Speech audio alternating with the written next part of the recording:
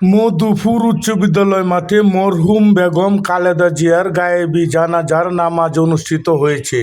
JTV, সময়ের সাথে সত্যের পাশে।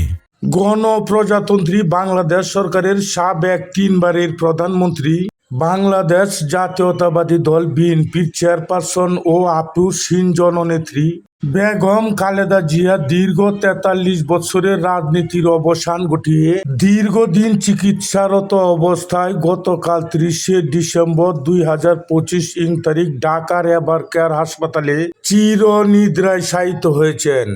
এই মহিয়সী নারীর জানাজার নামাজ আজ দুপুর 2 ঘটিকায় ঢাকার জাতীয় সংসদ ভবন প্রাঙ্গণে অনুষ্ঠিত হয়েছে।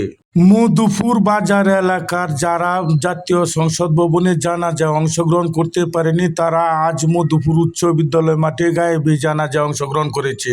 উক্ত জানাজায় অংশগ্রহণ করেন বিএনপি ও অঙ্গ সংগঠনের নেতা কর্মী ছাড়াও সকল দলের নেতা কর্মী এবং সাধারণ সুশীল সমাজের লোকজন।